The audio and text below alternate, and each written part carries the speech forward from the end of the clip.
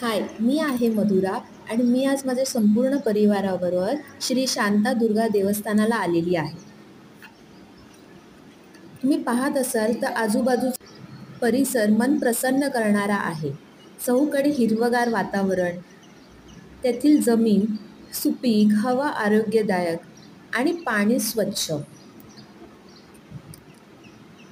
या क्षेत्रात श्री शांतादुर्गा देवालयाची सुंदर आणि भव्य इमारत एका प्रेक्षणीय स्थळी पूर्व दिशेला असून तिच्या उत्तर, पश्चिम आणि दक्षिण या तिन्ही बाजूस हल्लीच नव्याने बांधलेल्या भव्य आणि सर्व सुखसोयींनी युक्त अशा आग्रशाळा, समोर नयन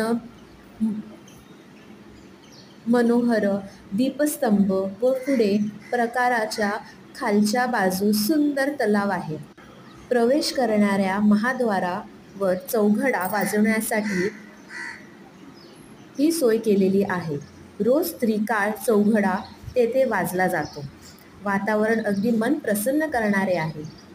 श्री शांतादुर्गा देवालयाचा जो उंच गूढ आहे त्या गूढावर सुवर्ण कलश बसल्यामुळे त्या गूढकडे नजर जाताच सौंदर्यापेक्षा भाविकतेने हृदय भरून येते.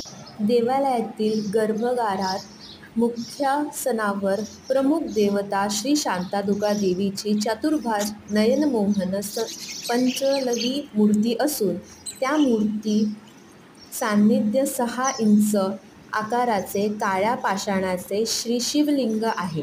श्रीदेवीस अभिषेक करताना तिच्या मूर्तीवर आणि जवळच्या श्री शिवलिंगावर तो अभिषेक एकाच वेळी करतात.